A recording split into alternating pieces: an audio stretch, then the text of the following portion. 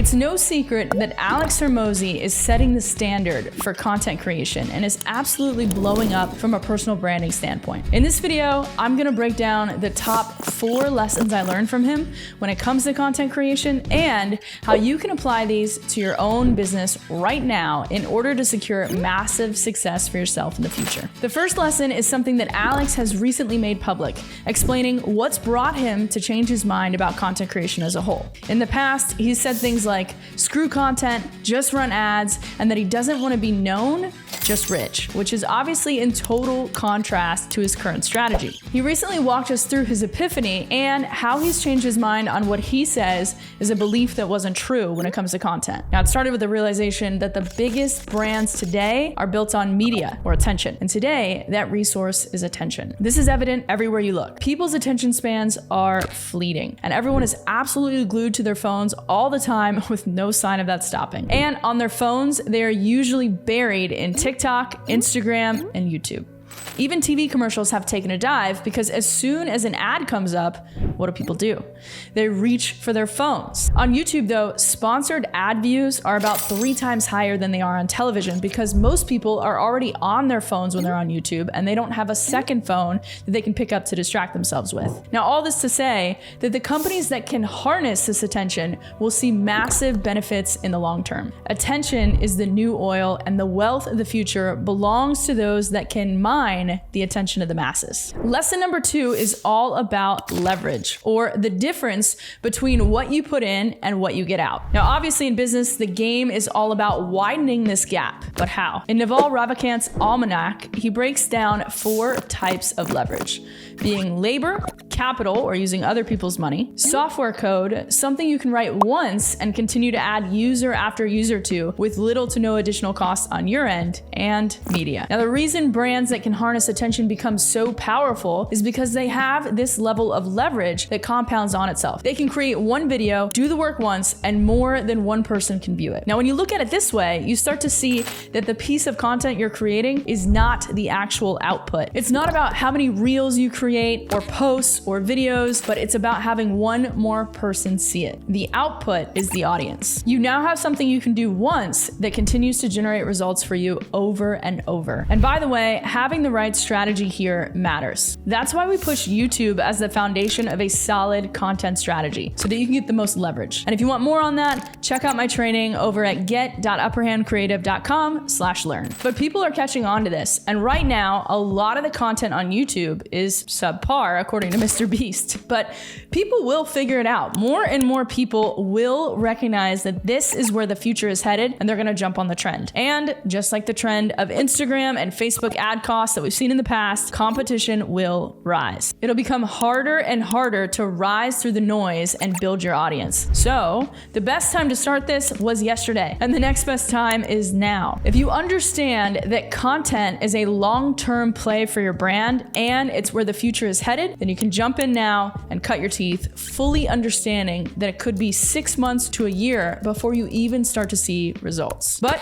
the ones that can do the right action consistently, even without seeing results for long enough, will win. All right, great. So what do we do with this? We know we need to be creating content and that we need to jump on it now, but how do you unlock this level of leverage? What's the best strategy to follow? And that brings us to lesson number 3, that there are 2 phases of a content strategy depending on where you are in your business. And you need to understand the purpose of each to ultimately determine your strategy. Now, Alex breaks down 2 phases, each with different purposes when it comes to content. Here, content serves mainly as lead nurturing and fuel for your sales team. If you're doing any kind of outbound marketing or even running paid ads, you 1000% need consistent content in order to help nurture the leads you're generating. We've seen this time and time again, and organic content completely changed the results of our outbound. It allowed us to get a 50x return on our cold email investment and hit over $500,000 in annual run rate, all with less than 200 subscribers on YouTube. Conversion rates go up, booking rates go up, and the quality of people that you're having conversations with go up. Now, at this stage, while it can happen, then you're not necessarily generating new leads, or at least not consistently, from your content alone. Unless, of course, you have a great backend where you're messaging people that have engaged with your content. Now, it's instead warming up the current leads you do have and making your entire funnel that much more efficient. Now, what's the first thing they're gonna do when they get hit with your ad or an outbound message from you? They Google you, they check out your Instagram profile, and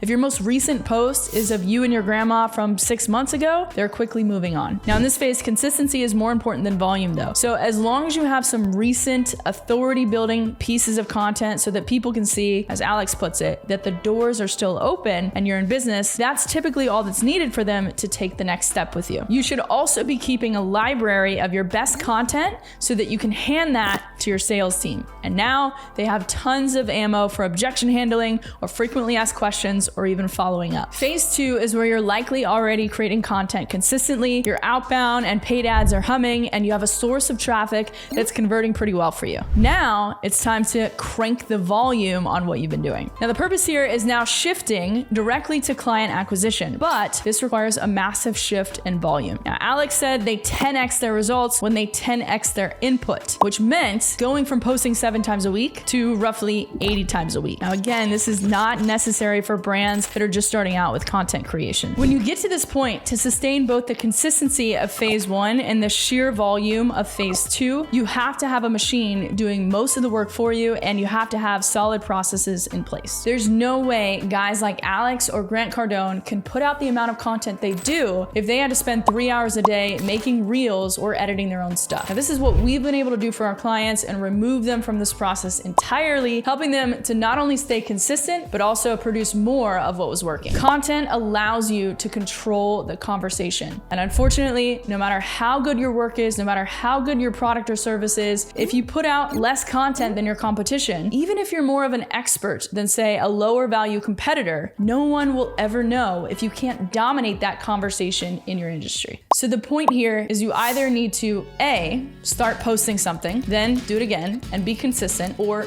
B, if you already have that part down, you need to amplify the volume of what you've been doing. And finally, lesson number 4, the longer you delay the ask, the bigger the ask can be. So when it comes to creating the actual content, what do you say? I always get asked, how do I make sure my content actually brings in an ROI for me? And the answer is to give value. The more you can give, the more you can think about what your audience actually wants and needs, instead of thinking about how you can align with or beat the algorithm, the more your content will actually compound and become an asset for your business. Now, Alex mentions Kylie Jenner, The Rock, and Conor McGregor under this principle. Kylie is one of the youngest billionaires on the cover of Forbes, The Rock with his tequila brand, and Conor McGregor with whiskey. Ironically enough, no, the lesson here is not that you should go and start a liquor brand, but that each one of them delayed the ask. They gave to their audience for years before ever making an ask of them. So when they did finally sell something, when they did finally make an ask, each one of these brands quickly became $100 million, if not $1 billion valuations. And that's only because they built up the audience first by giving. Now, we're running businesses and you probably don't have the liberty of spending time and effort on creating content without an ask, but this doesn't mean that you can't follow the 80-20 rule. What we've found from working with clients in all different industries is always give more than you ask. So most of your content might not have a call to action at all, or if it does, maybe just a soft, hey, follow for more kind of thing. Then maybe every 4th or 5th video, you can make a call to action to go download your thing or book a call with you. Although it's worth noting that we've seen a lot of success lately moving away from the traditional, here's the hook, here's the thing I'm gonna teach, here's the call to action framework, and instead have started following Alex's method of injecting.